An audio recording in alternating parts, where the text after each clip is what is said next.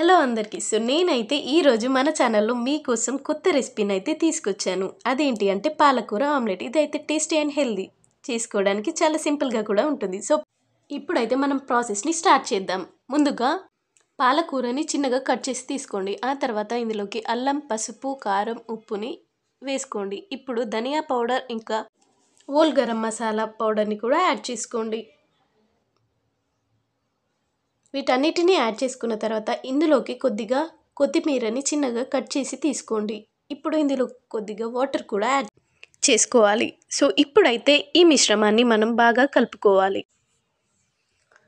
ఇలా దీన్ని బాగా కలుపుకున్న తర్వాత ఇప్పుడైతే మనం ఎగ్స్ని బీట్ చేసుకొని వేసుకుందాం. చూడండి, నేను వేస్తున్న పద్ధతిలో మీరైతే ఫాలో అవ్వండి. ఇలా కాకుండా సెపరేట్గా మనం ఎగ్స్ని కూడా బీట్ చేసుకొని ఆ మిశ్రమాన్ని ఇందులోకి యాడ్ చేసుకోవచ్చు.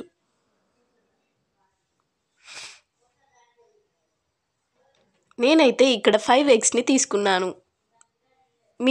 మీకు కావాల్సిన ఎగ్స్ని కూడా తీసుకొని యాడ్ చేసుకోవచ్చు. దీన్ని మొత్తాన్ని బాగా కలుపుకుంటూ ఉండాలి.